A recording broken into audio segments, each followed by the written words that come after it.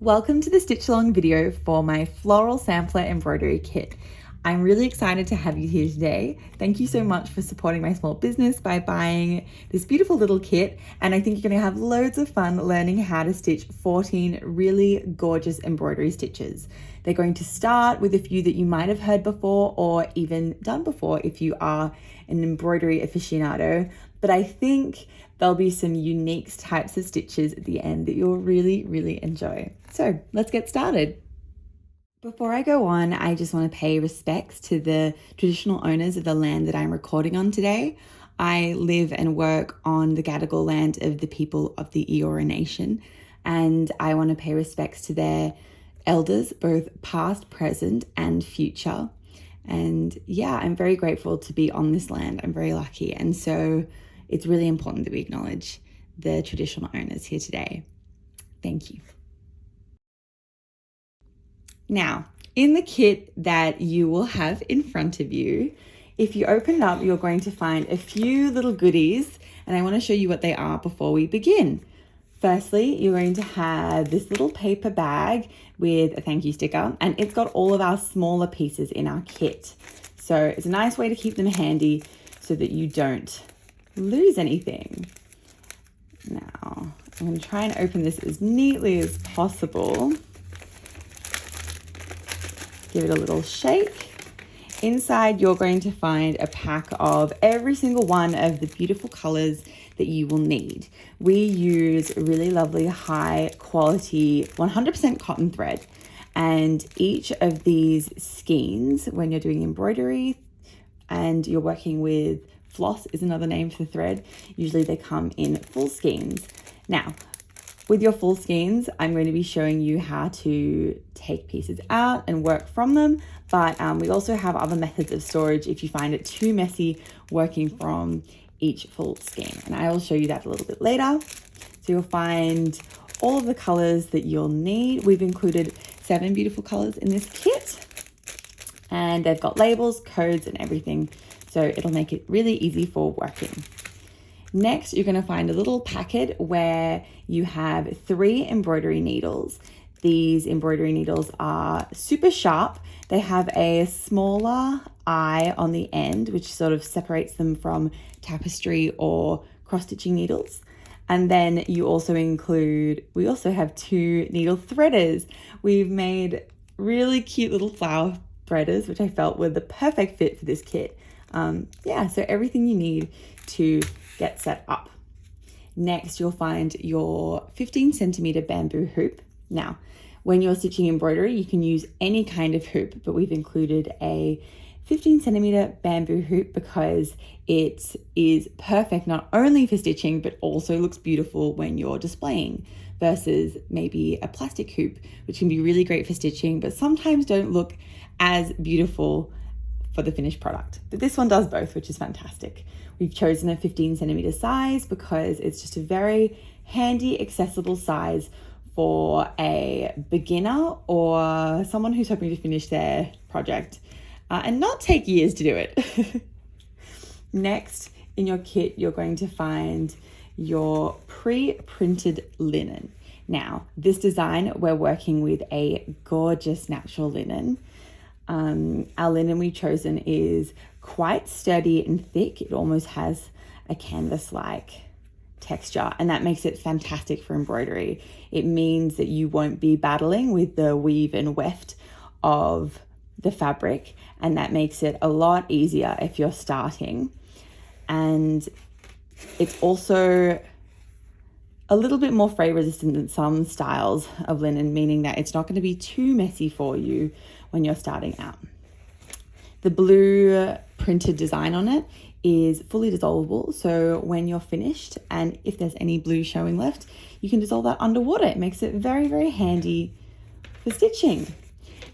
And then finally, the last thing you'll find in your box is your step-by-step stitch guide. Now, it has some information on what I'm going to show you here today, and then it also has step-by-step instructions for every single one of your flowers in your piece. And then finally, it has a design guide. This is a handy little thing for you to double check what you're working on at any given time. double check the colors for it, double check the stitches that you'll be using, and it also shows you how to finish up your hoop. Now I'll be going through all of these steps in our video tutorial that you are watching right now, but it's always handy to have a paper copy too, just in case you want to get off your screen sometime. So with that, let's get started. Now the first step is setting up your embroidery hoop. What you're going to need is your linen fabric and your embroidery hoop. You're going to take your dominant hand, grab your hoop, and you're going to want to undo the screw on the top, separating each loop. Once you've separated the loops, you're going to take your inner one, which is the one that doesn't have the screw on it. You're going to slide it underneath your fabric. You want to roughly align your hoop so the design is in the middle, but honestly, you don't need to make this perfect, because as you stitch and when you finish up your hoop and get it ready to display, we're going to be able to readjust this. So don't overthink it at all. Then to secure it, you're going to push down the loose outer ring on top, and you're going to start screwing the other direction to tighten up the hoop. Now with this process, you want to tighten a little bit, and then you want to readjust your fabric, pushing the hoop, and most importantly, pulling your linen really nice and tight. When you're stitching embroidery, you want to make sure that your hoop is taut like a drum, is what people say. And to do that, it just takes a little bit of fiddling in this early stage. You simply just need to keep on going around, tightening a little bit more, moving it around. But once you can hear it's quite firm and tight, you are ready to go. You want to make sure this is as tight as possible, only because when you're stitching, having it tighter will be a lot better for your stitches, and it will mean that you don't have any wrinkles in your fabric afterwards. So once you're ready like this, you're good to go. Now the easiest way to remove some thread from your skein is to take one of the loose pieces that you can see and pull it out just like this. So I'm taking my hand, I'm sliding it out. This is helpful when you're first starting because it tends to not get too tangled. If it does, don't stress, it's quite easy to undo the knots, but just slide it out as best you can. And you want to pull an amount that is as long as your arm. So from your fingertips, you want to draw it out to about the middle of your chest or around your shoulders. Now, once you're at that length, you want to take your embroidery scissors and snip.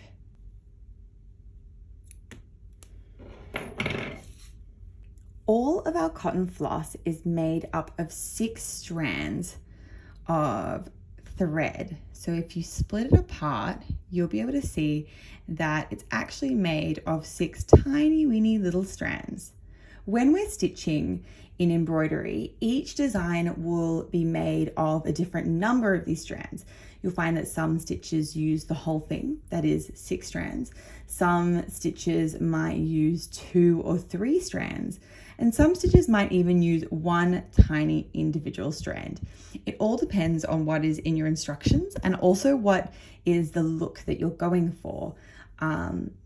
Full strands can be really easy to work with sometimes and fill a space a lot quicker, but they might look a bit more chunky, versus using only 1 strand is very delicate and beautiful, but it does take a lot longer to stitch. The most common number of strands you'll use in embroidery tends to be 2 or 3 strands. And today we're going to start off by using 3 strands. So to do that, you're simply going to split your thread as best you can in half so that you have 2 sections of 3 strands. Then you're going to take your hand, hold those 2 split sections in your non-dominant hand, and then with your dominant hand, you're going to take your forefinger and slide it down the center, slowly and gently. As you go, it might twist up a little bit, and that's completely fine. You're just going to gently untwist it as you go. Now you can also split each strand individually and then take 3 individual strands and put them together. But personally, I find this the easiest way to split thread. It's completely up to you what you prefer. There we go. Take one section of your thread, smooth it out, and now we are going to thread our needle. To do that, you're going to need your embroidery needle and your needle threader. So take your embroidery needle and your threader, and you're going to put this little metal shape through the eye of your needle. And the eye of embroidery needles is quite small compared to maybe tapestry or cross-stitching needles. So it's really handy to use a threader instead of trying to do it by yourself. Then once you've got this metal part through, you're going to pop the end of your thread through. You're going to hold the needle and tug this to pull it through. Now, what you want is to have 2 sides where your needle's there. You have one sort of, there we go. You have one shorter side or shorter tail of thread, as you can see here. And then you're going to have one much longer tail of thread. I hope you can see that clearly. And then to finish off, we're going to make a knot at the end of the long tail. I like to make a really simple knot, trying to make it as close to the end as I can. So I do 1, and then if I'm worried about it pulling through, I will also do a double knot on the same spot. But honestly, usually a single knot for the linen that we're working with today is enough. And take your scissors and trim the extra away from the end of the knot. There you go. We're going to begin our design using flower number 1. That's the 3rd flower along, and we're going to be doing a back stitch for the stems and a lazy daisy stitch for the flower petals and for the leaves. We're going to begin at the bottom of the flower with our back stitch.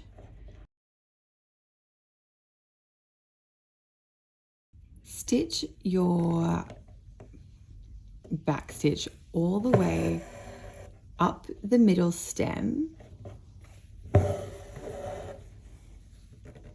with your dark green thread.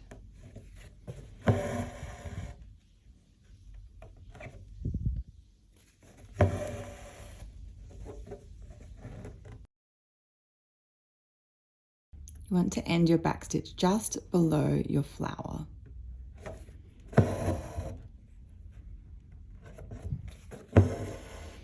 And then once you've done that first one, you're going to come down from the back and continue that back stitch for your remaining stitches. Super easy.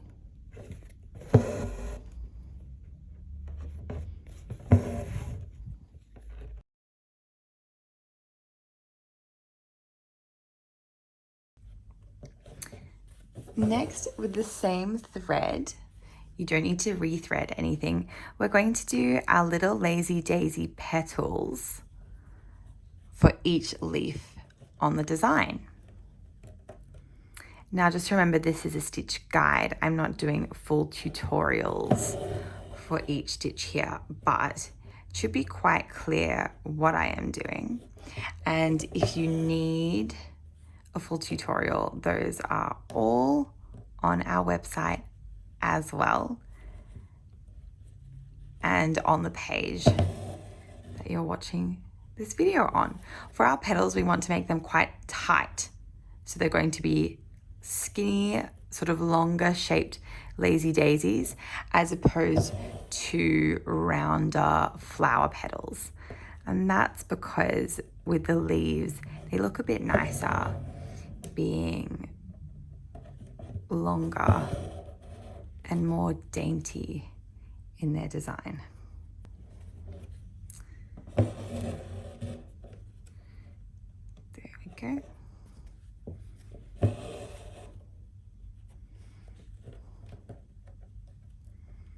Continue doing your lazy daisies along every single one.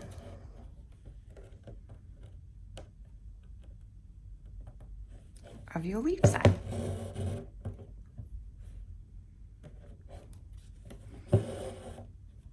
There you go. Now we're almost finished our leaf lazy daisies.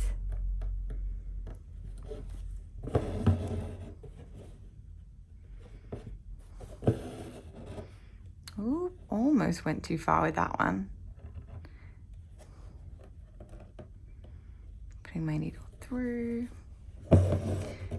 tugging tightly so that I have a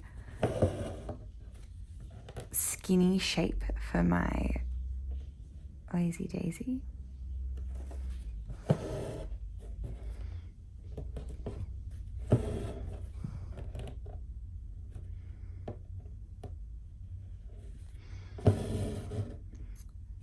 And there we go. How easy was that? We've done all of the stem for our first flower. Next, you're going to take 3 strands of your dark pink thread, and we're going to do the exact same thing that we've done for the leaves, except now with your petals. Pulling through. For your first stitch, you'll have the knot directly behind. So what I recommend is holding your knot like I am here. I'm holding my thread with my knot. You can kind of see it in the corner.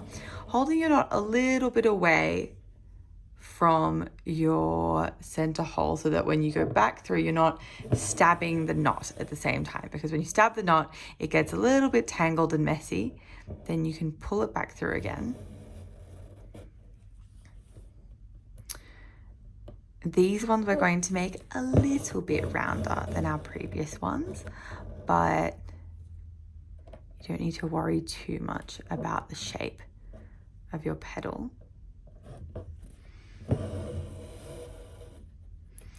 And for this first one, we're going to do 6 different petals. If you ever can't see, just take your hand and, oh, gotten a little bit tangled in the back, that's okay. If you ever get tangled, just pull it back through and use your hands to untangle it at the back. Usually it won't even be knotted together, it's just a matter of smoothing out the kind of twists. You know, usually it's just that the pieces of thread have twisted together and they're kind of holding on to each other. Then we're going to take, I'll do our third one. So you can see here, it's on the same thing, twisting together.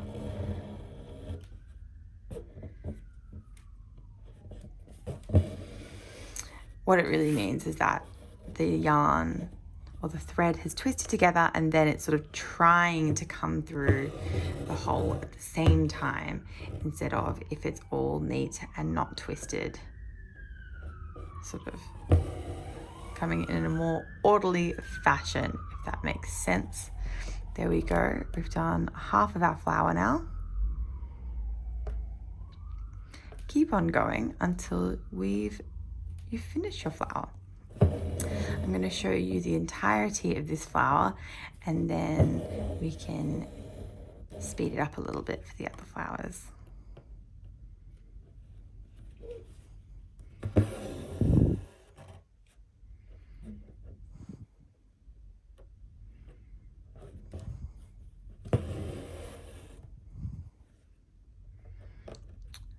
You can always use your needle to adjust your little daisy petals if you're ever unhappy with how they look.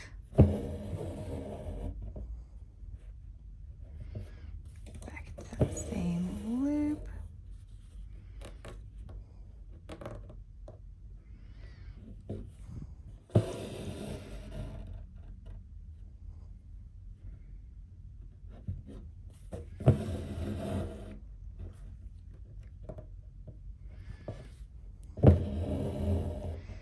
There we go. Very last petal.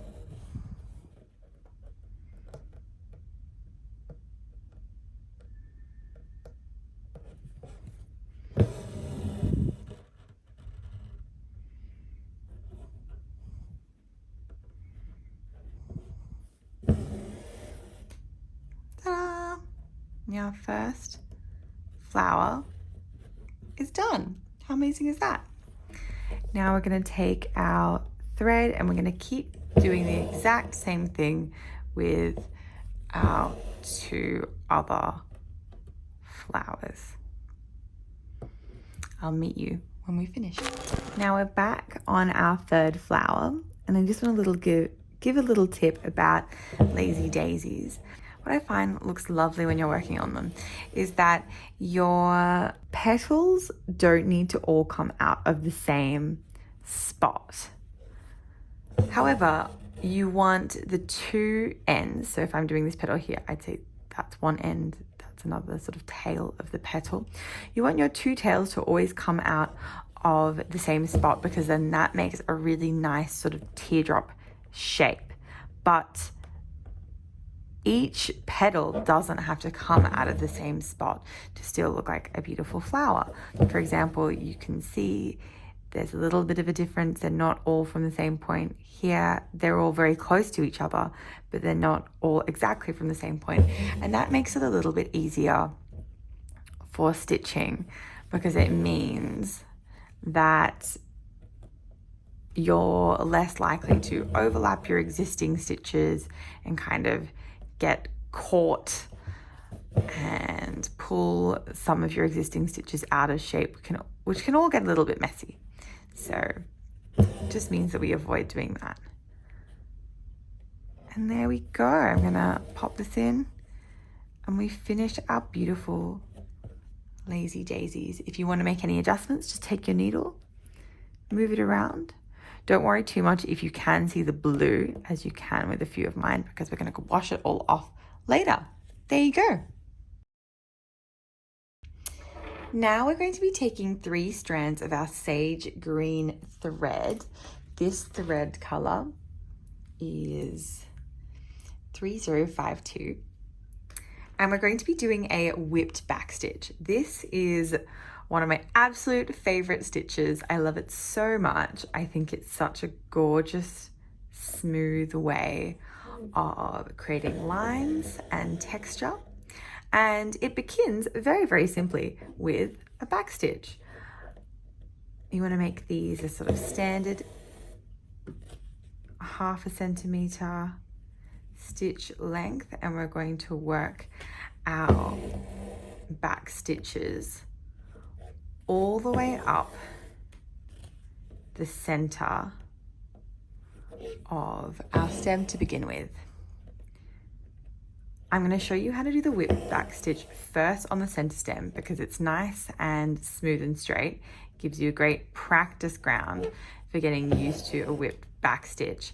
And then when we move along to our leaves, you'll have a little bit more knowledge, and it will help with the more dainty shapes. So we're slowly growing our skills step by step, which is the whole point of the kit like this.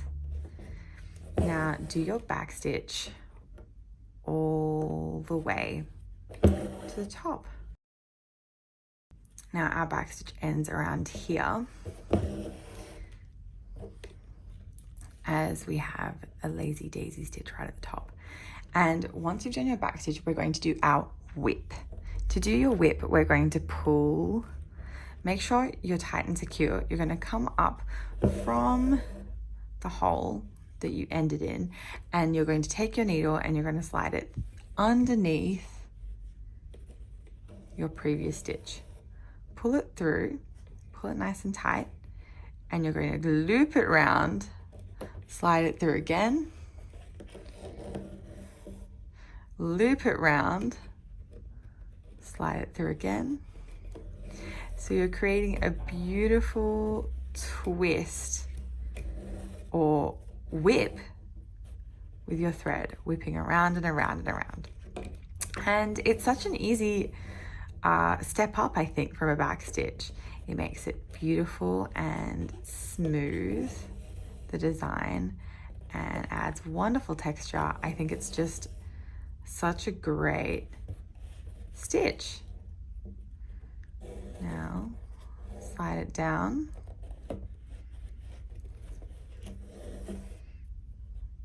And to finish off, you're just going to put your needle back in at your starting point. And there you go. Next, we're going to do a back stitch all around our little petals. You want to make sure you're using much smaller back stitches every time you're doing a curved shape here. So I'm starting off with a regular back stitch length, but then they're getting a little bit smaller because my leaves are curved. And this will help you if you're ever doing lettering or outline shapes as we are right now.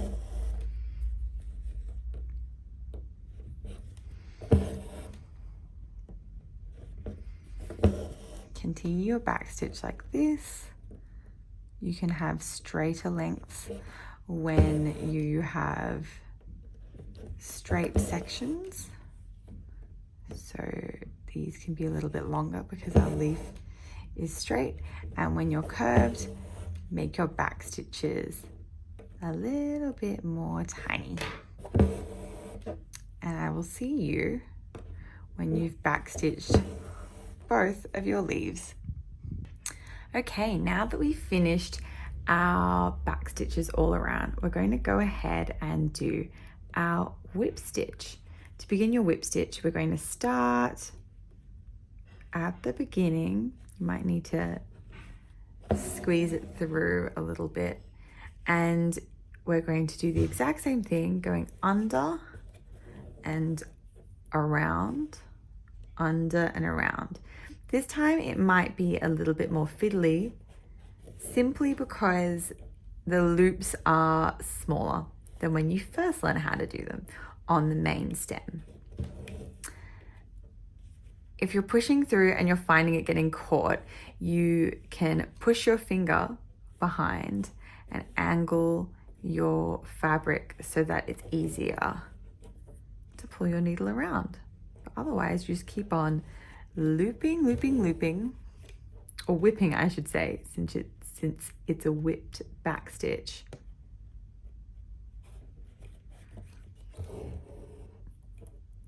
And when you get to the ends, you want to go in sort of almost one direction. And then when you get to the end, you're going to finish off a little bit ahead of your last one, and that will give you this long shape. Then we're going to start back at the beginning again. There we go. And do the exact same thing, looping, or whipping, I should say, whipping around and around.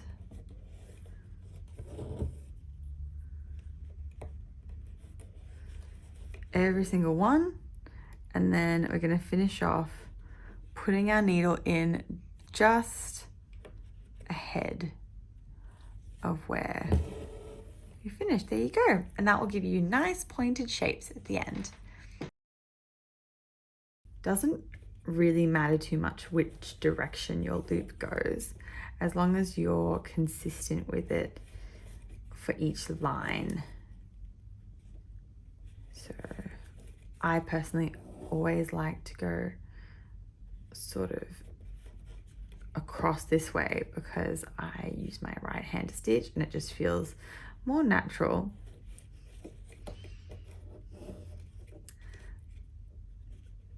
but it doesn't make too big of a difference. There we go. Now I'm at the end. I'm going to put my needle in a bit further up. Going to start again. Now this one might be quite tricky because the angle here, it's so close to my others. That's okay. And if you ever feel like your looping stitches are getting too chunky, just pull it tight and it will sort of even out the whips and make them look smooth. One more whip and we're done. Put two there. Easy peasy. This next section you're very familiar with already, so I don't think you'll have any problems at all. But we're gonna make some slender little lazy daisies for the bottom of our flower. It's almost like a kind of lavender or foxglovey sort of shape.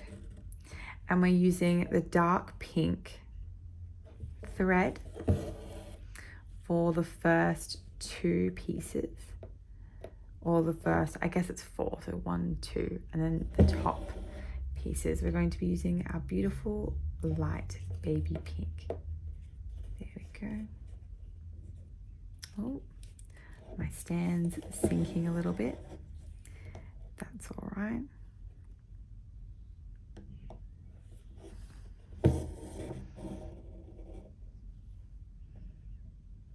And for these, I like making them quite tight daisy stitches so that they have that more, ooh, not to worry here.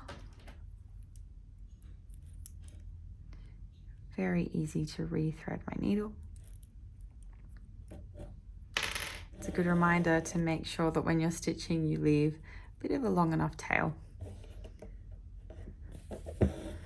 It's not a big deal if it falls off. There we go.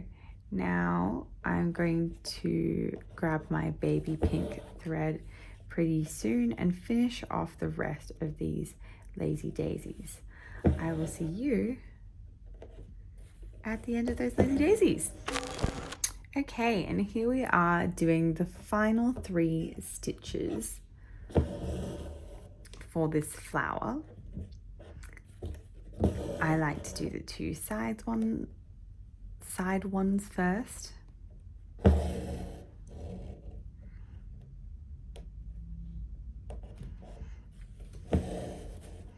One.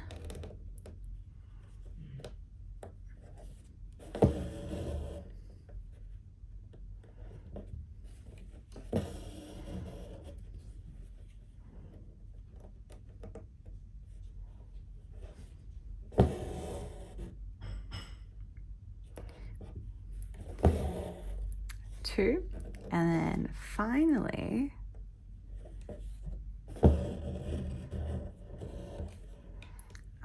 our final one, and that one's going to be just a little bit bigger than the others, but technique is still exactly the same. This one to be a little bit rounder, so I'm going to adjust it, loop it out a little bit.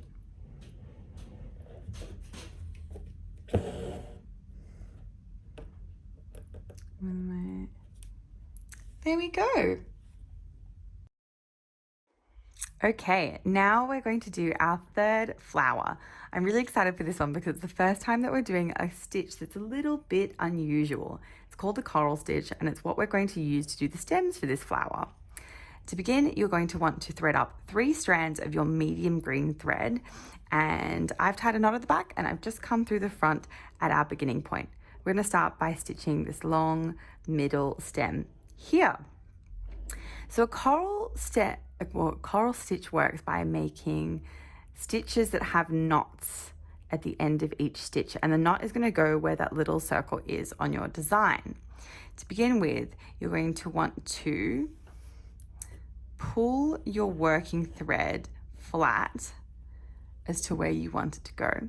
Then you're going to take your needle and you're going to go in and out of the linen behind your working thread, just like I have here.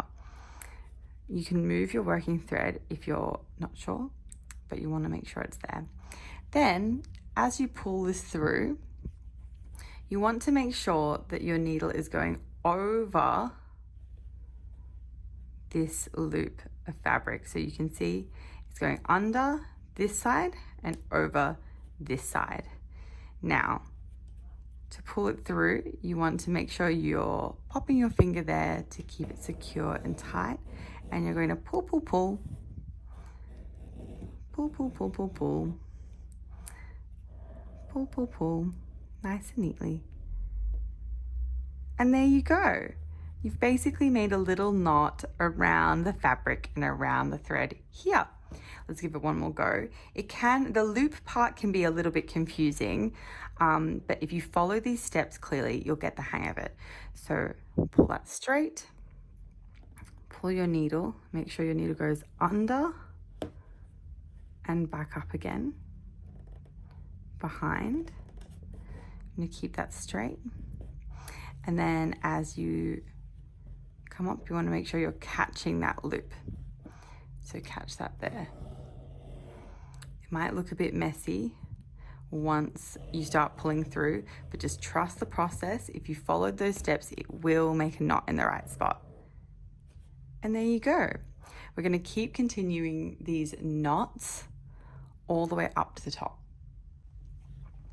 So hold it straight, in,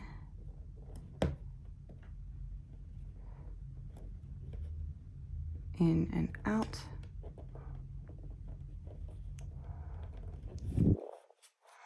Hold it straight.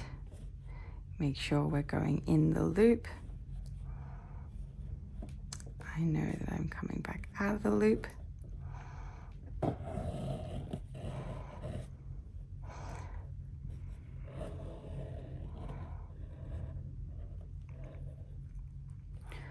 One more. In and out if you're ever having trouble. And I know it's going under, over.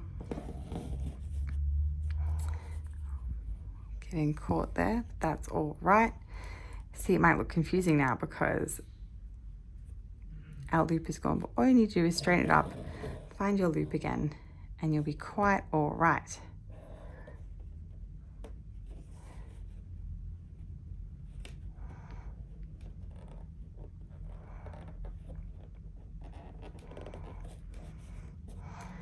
Under,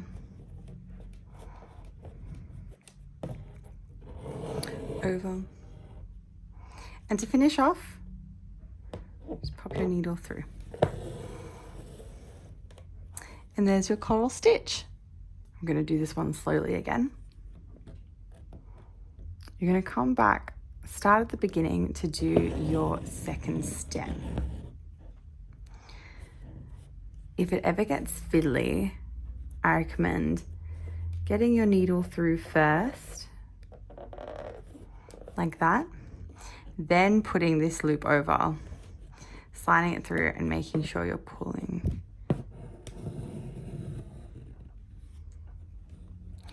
So that might make it a little bit easier if it's hard to do this part while your thread is bothered. Sometimes I find that tricky. Make sure the loop is straight. And we're going under and over.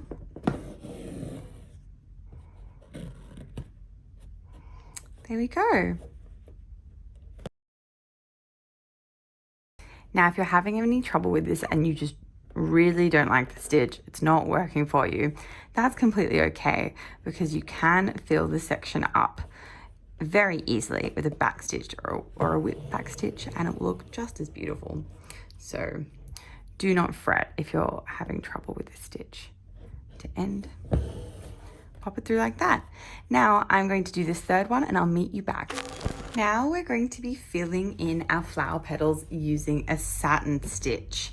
Satin stitch is a great and common filler stitch that you'll use. Super easy to do. And we're going to start with our small little petals at the bottom. I find the best way to do these little tiny satin stitches is to work petal by petal and sort of treat it as its own little flower. So not getting too worried about what the other ones look like. Just going one at a time. I like to do the middle bit first and then the two outlines. You can also do the two outlines first and then the middle. Either works. And then make almost like a little fan shape. Your satin stitches filling in the middle.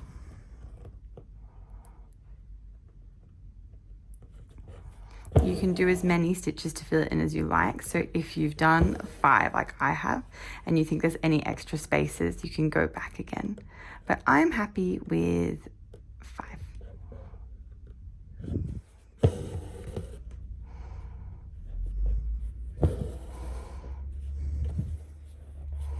I'm not too worried about if the line on top is still visible when I'm done, because I am going to go in and wash all my ink off. At the end, it's just a guide. Now I'm going to go and do the exact same thing on these 4. If it starts to get very hard to push your needle through in the center here, that's totally okay. Just push it in as hard as you can. Or if your needle won't fit, then you can even, say for example, I'll do an example stitch here. If you find your needle can't fit in there, you can also push it like there just to fill in the color. And then give it a little rub to make everything line up straight. There you go. Finally, we're going to do the petals around the outside of our flower here. You're going to use the same type of method where you're stitching sort of the middle point like this. You're stitching your edges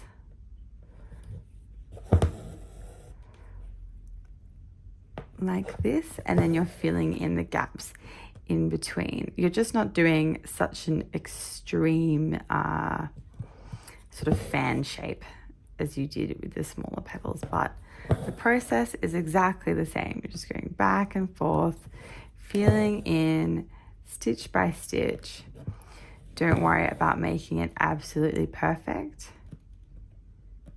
as you can always go back and fill in any gaps afterwards.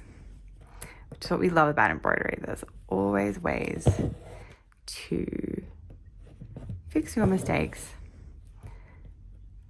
And it's almost impossible to make mistakes because everything looks so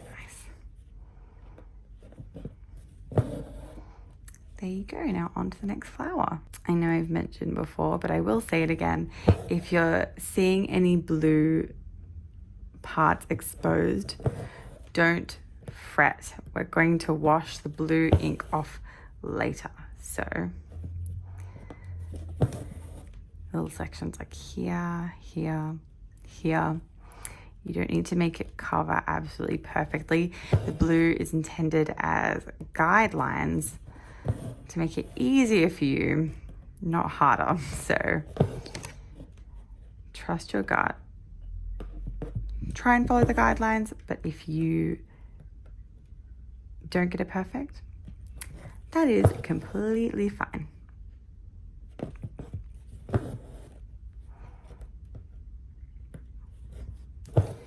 We'll keep on stitching till we get to the end.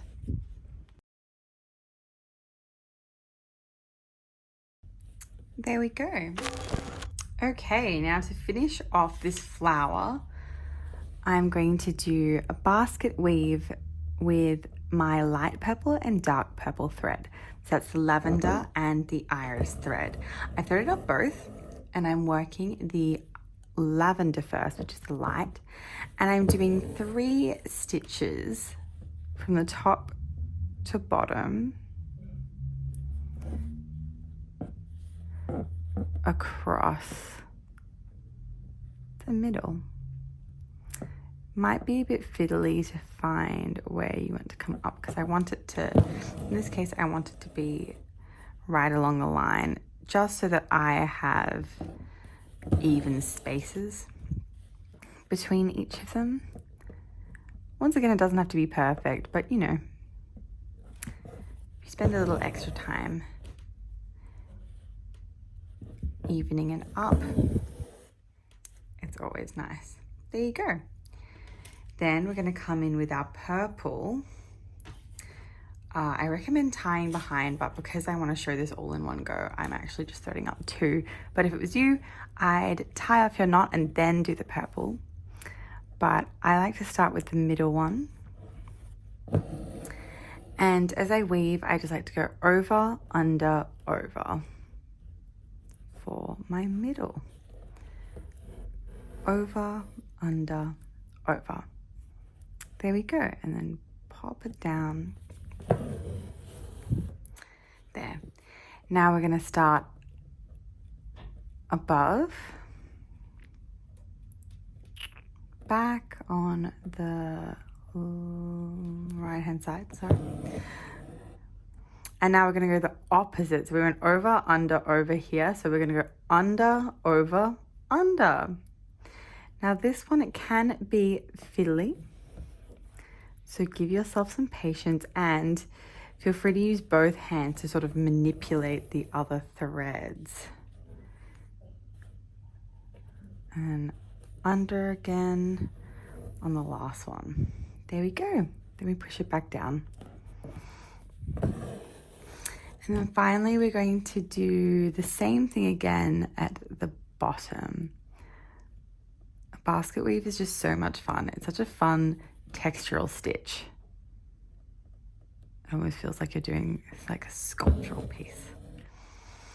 So under, if it's fiddly, it helps sort of slide it under from an angle. Over, and then under again, this last one.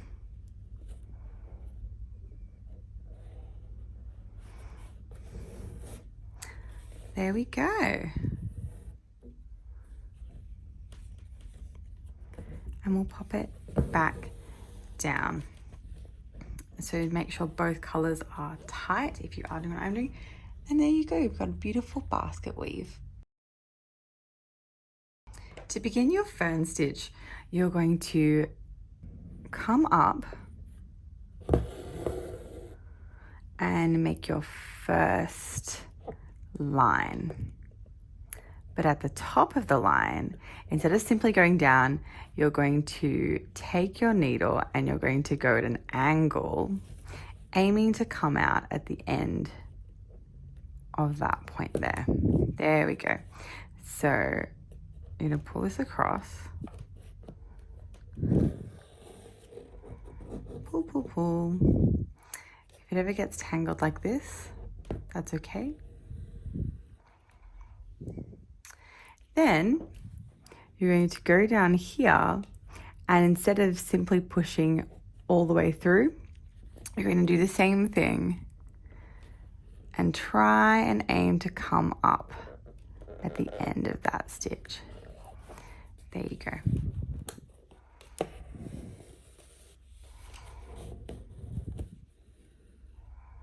There you go. And then we finish off by sliding it through at the end. And so the idea is that you've made this little, almost looks like a bird's footprint, but you've made it in just a couple of stitches instead of going up 1, 2, 3. I'll also show you the easy way of doing this as well if you don't really feel like pushing your needle that many times through, or you're finding it uncomfortable. You can also do it simply with straight stitches. You can do straight stitch down like that. Then you can go straight stitch down like that. and a straight stitch down like that. And you've really done the same thing as a fern stitch. So we're going to try the fern stitch one more time as an example. Begin by doing our straight one, but we slide across. I like to use both hands here because it helps me feel more stable. Pull that through. Then we go down and do the same thing again here.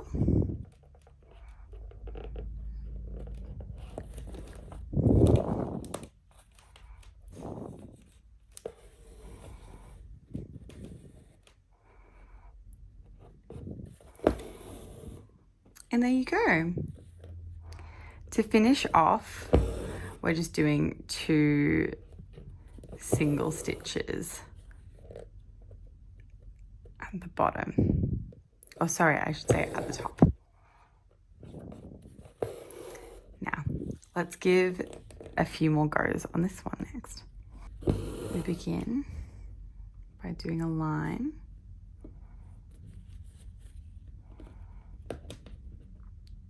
Of straight stitch. Then to do our fern stitch, we start at the bottom. We go here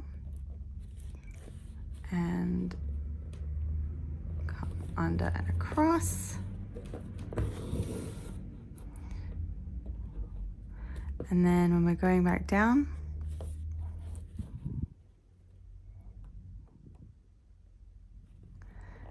under and across. Ooh.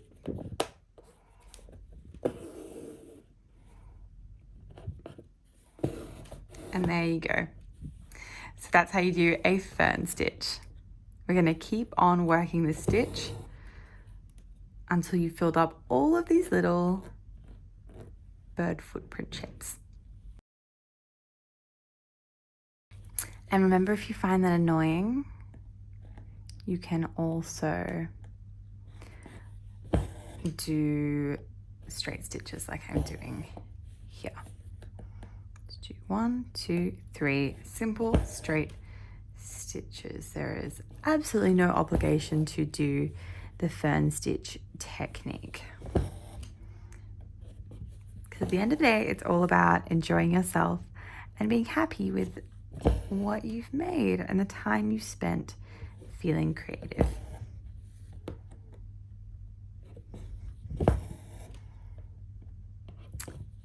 There we go. Now tie off and we're going to start our flowers. So for our next flowers, we're going to be using purple and pink and a little bit of yellow as well. Starting off with the purple, I've threaded up 3 strands in my dark iris purple, and we're going to be doing some French knots.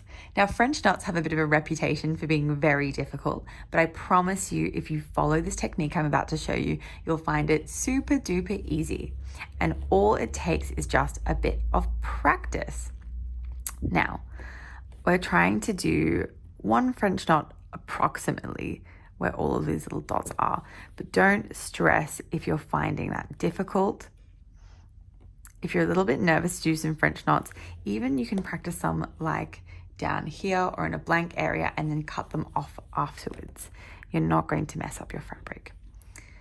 So to do a French knot, pull your thread through, take your needle, and the trick with the French knot is to hold the tension here where I have my non-dominant hand.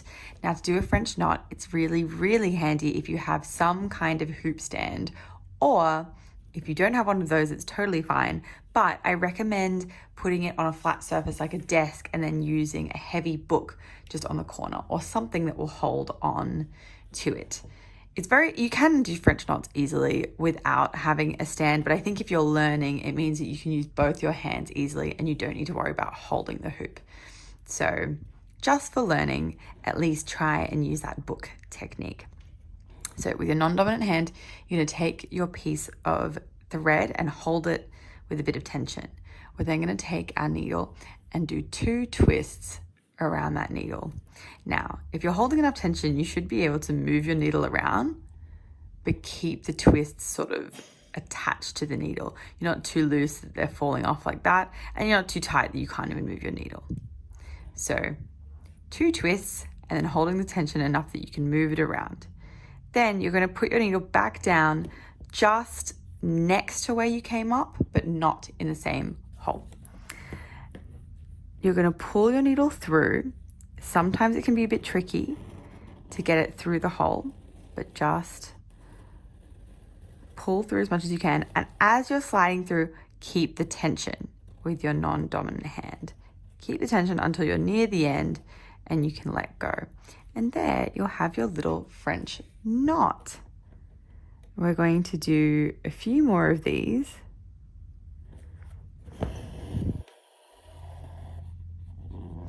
One, two, back down, holding the tension as much as I can. And you just want to fill the space here with as many French knots as you can. Don't worry if you end up doing a little more or a little less than what is on the picture. That's not the point. The point is just to finish your French knots. Oh, we have some sunshine. Sorry if that messes with the editing or the exposure for this video, but it's been a cloudy day and I don't think it's worth stopping right now just because the sun's come out for a moment. Yeah, what I was saying was don't be worried if you have done too many knots or, you know, you filled your space and you only have 4 knots instead of 5 or anything like that. Just keep working. The idea is to fill this sort of long shape for the flowers with knots, and it really does not matter if there's the same amount of knots on each one or not, as long as you're filling in the space. There we go. Now we're going to keep on stitching, this time using our light purple with our French knots. Now the tighter you hold that tension, the neater and sort of more tight your French knot will be. But obviously you want to balance it, because if you hold it too tight, you won't be able to get your needle through. Like you'll pull like that and it won't come through.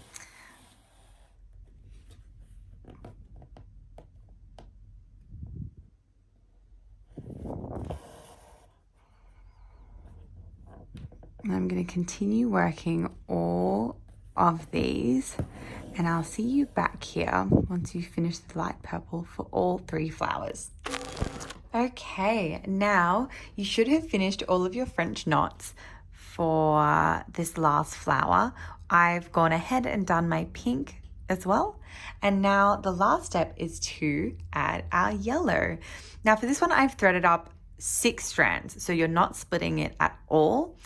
We're doing 6 strands, tying a knot at the end, and you're going to finish up every single flower with a large single French knot. I've popped it through here, and now you're going to do 1 twist, only one, because a French knot with 6 strands can be super chunky, and you're going to pull through. 6 strands is definitely going to be tighter, so give yourself some patience and some wiggle room while you slide it through. And once you do, then hold on to that tightly. There you go. Now we're going to do 1 for every single flower. And that's all you need to do. Super, super easy to finish off your French knots. 1 loop, put that down, tug it through. If you ever have it twist around your fabric, that's fine, just be patient. Pull, pull, pull, pull, pull, and there you go.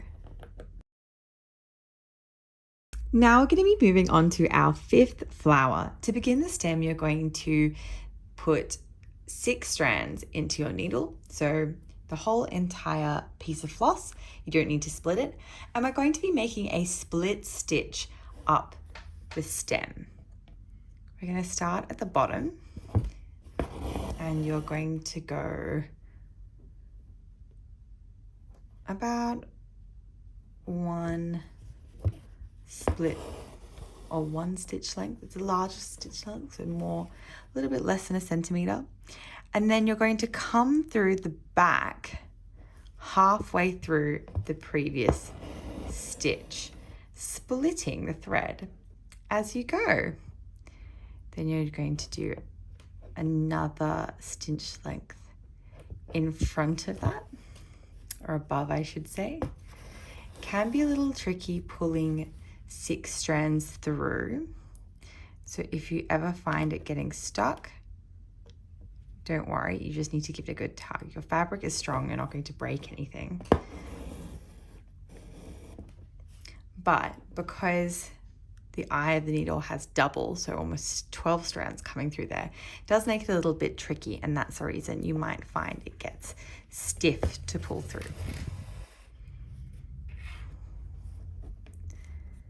Then way through, split your, pull it tightly, go up again,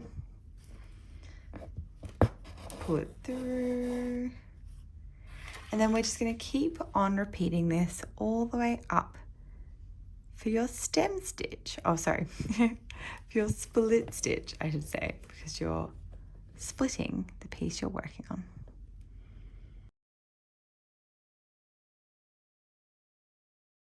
Starting at the tip of your leaf,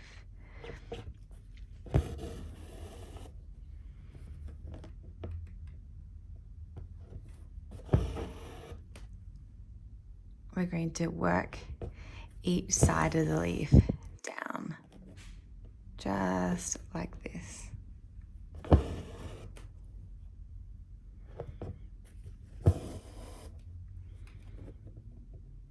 And so you're essentially filling in each side like a satin stitch. We're also using 3 strands for our leaves instead of 6 like we did.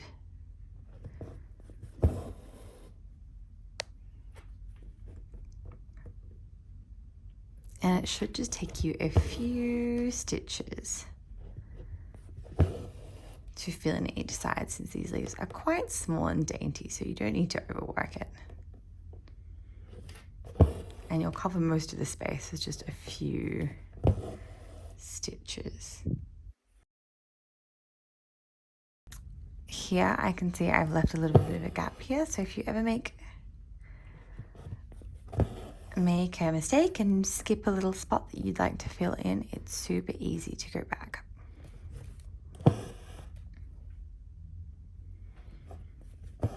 There you go. And when you finish one, all you're going to do is start onto the next leaf. I find it always easiest to start at the top.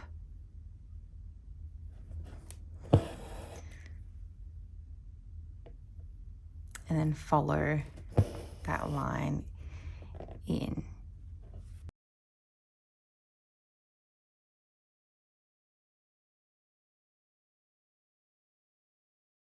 Okay, now it's time to move on to the flower. We're going to be doing a wagon rose or a wagon wheel stitch. And to begin with, you're just going to take your light pink thread. You can use the 3 strands that you had before when you were doing your French knots.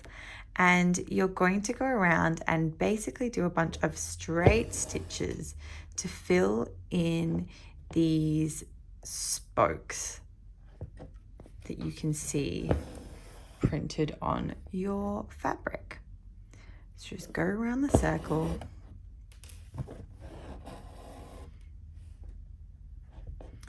making the spokes of your wheel. There we go. Now tie off your thread. Now to continue on, you're going to want to grab a bunch of your light pink thread. We are going to be threading 12 strands, which means you're going to be taking your usual 6 strands and doubling it over. And we want a lot of your thread because you really don't want to run out. So I would say even 2 arms lengths. You could probably even do more than that, but let's start with 2. You're going to thread your 6 strands halfway, and then you're going to tie the 2 ends together to make 12 strands. Once you have your needle threaded with doubled over of 12 strands, you're going to come up from behind, and I want you to come up close to the center, but not quite, so around there. And what we're going to do is pull your strand through. We're going to start weaving around this wagon wheel. So we're going to go above, below, above, below. So over, under for each spoke. So over, under. As you go, you want to pull your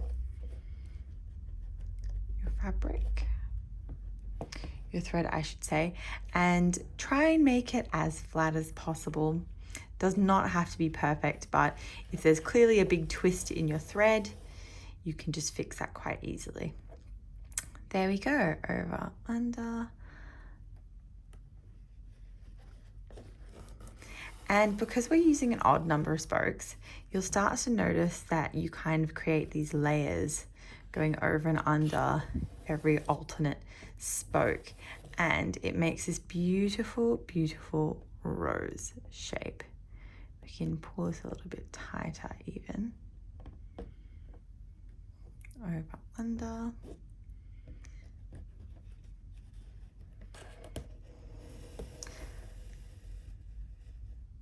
It's so much fun working with this.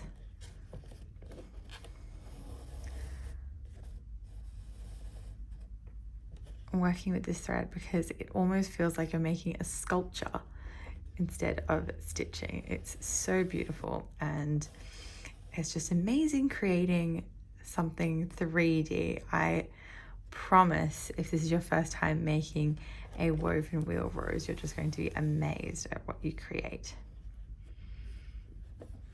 And you keep going over under for every alternate spoke until you fill up as much of this circle shape as you can, or until you feel like it's complete. Just a little warning, you don't want to tug too hard when working this, because until you go back down and you make a knot underneath your fabric,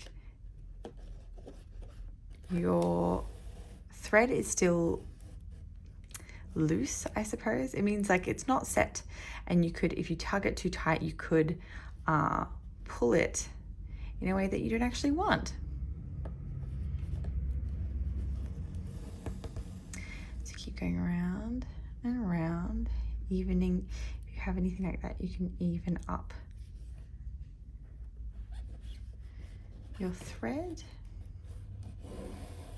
I think we're almost done. I think I'm going to do one more loop around.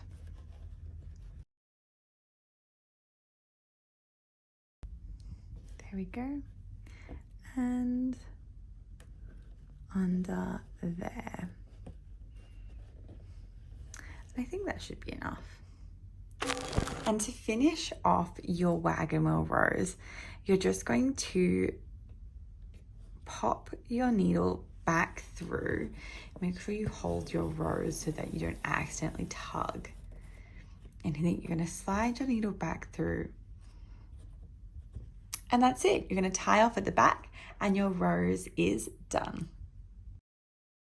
Okay, now we are on to the final stretch. We're going to get started with our very last flower. And to begin with, you're going to thread up 3 strands of your medium green thread. So we're going to start by doing the straight line stem of this flower using a chain stitch. Now, a chain stitch is pretty much a bunch of lazy daisies almost, but turning it into a long line. So you're going to begin by essentially creating a tiny loop, going up through one hole and then going back down in the same hole. If you're starting off and you have the knot behind, like I do, you might want to pull the knot away a little bit with your hand, pull that through, and then you can pull the knot tight again. And that means that you won't be stabbing the knot with your needle, which can sometimes cause a bit of a tangle. Now you're going to pull it so it becomes a little loop like that, and then one stitch length ahead, which is around a little bit bigger than 1/2 centimeter. One stitch length ahead, you're going to pull your needle up. We've actually made these lines slightly divided so you can see where your stitch lengths are. You're going to pull your needle up, making sure it's coming through your loop. Pull, pull, pull, pull, pull. And you want to pull it fairly tight so that it's not too loose like one of these loops. Once you've pulled it tight and you're happy with it, you're going to take your needle and you're going to go back down into the exact same hole again, and you're going to repeat the exact same process again and again until you filled up your line. Now, it won't take too long because this is just a short stem. You're not going to be here for ages.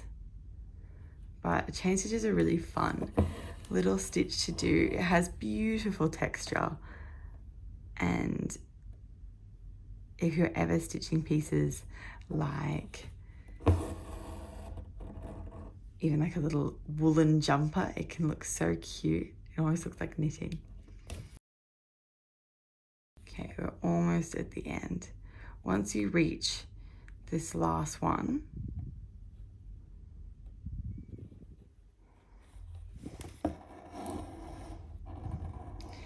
you're going to finish off just like a lazy daisy. Instead of doing another loop, you're just going to put a stitch above. I'm going to make mine just a little bit longer than a lazy daisy. Normally there you make a really small kind of stitch to hold it down, but I'm going to do just a little bit of a longer stitch so that it sort of leads into my flower, and that will create more of a point at the end. You don't have to do this. It really depends on where you finish your last stitch. But in my case, there's still a little bit more space before I reach the flower, so it's the perfect chance to make that last longer pointed look. And there you go. That's your chain stitch. Yay! Now we are on to our very last part of our kit. We're going to be filling in this last purple flower using a long and short stitch. Now, a long and short stitch is quite similar here to a satin stitch in the way that you're filling up the space that you need to stitch. But instead of doing just one straight line to fill it in, you're going to be using multiple lines of thread or multiple single stitches to fill in the shape. So we're going to begin by using our darkest purple thread, 3 strands of that one, and you're going to pretty much stitch right over these lines that you can see here. All of these little lines, stitch directly over those ones. It's pretty much for each petal, 3 lines, 2 short and 1 long one in the center. And you can start from the middle or the outside, whichever you prefer. I'm going from the outside because I have a knot at the end of my thread, and I don't want to have the knot in the center because it makes it annoying if we're going in and out of the same spot. Now, we're going to do 1 long stitch followed by 2 short stitches next to it. The reason you call it long and short stitch is because satin stitch, you have very smooth stitches filling in the shape.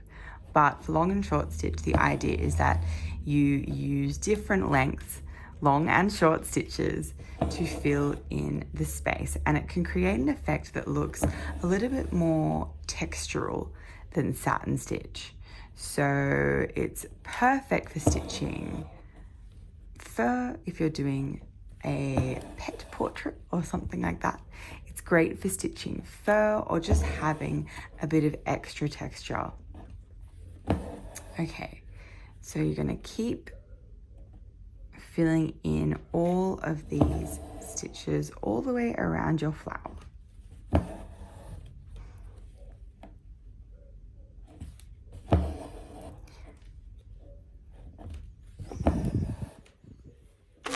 To finish off, you're going to use your light purple thread and you're going to pretty much fill in all of the shapes in the same way that you've done with the purple, the dark purple, with just a series of long and short stitches.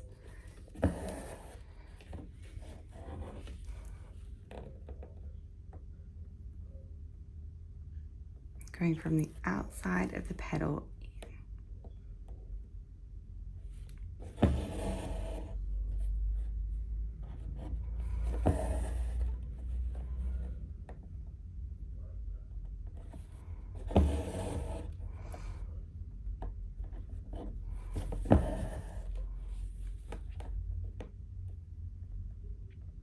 as you go, fill in any extra little holes or spaces that you've left like this.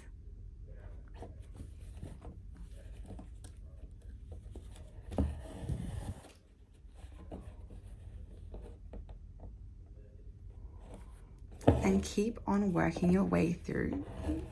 Keep on working your way through all the way around the flower.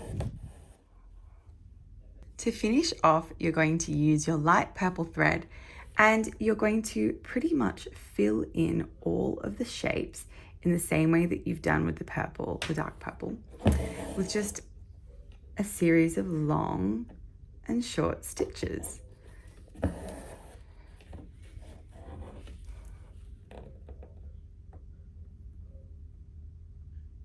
Going from the outside of the petal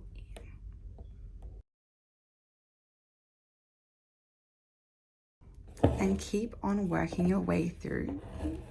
Keep on working your way through all the way around the flower.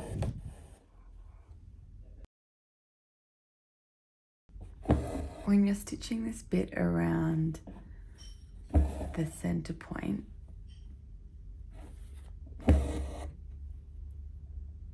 just pop your needle through the top section and just ignore the pieces of the stem. It will all look great once you're finished.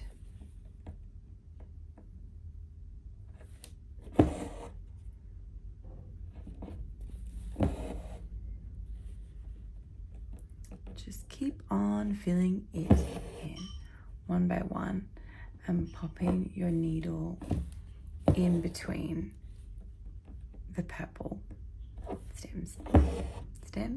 The purple stitches is what I meant to say. And there you go, you officially completed your beautiful floral sampler kit and hopefully had a lot of fun learning 14 new stitches along the way. Now the next step for you will just to give your piece a rinse under some lukewarm water, take the cloth out if you can see any blue marks like you can here, but if you can't, you can go ahead and back your hoop and get it ready for display straight away. I really hope you've enjoyed the process of creating your floral sampler. If you have, please leave us a review. I read every single one and I would love to hear what you thought and also see some photos of your beautiful finished piece. Thank you so much and we'll see you next time.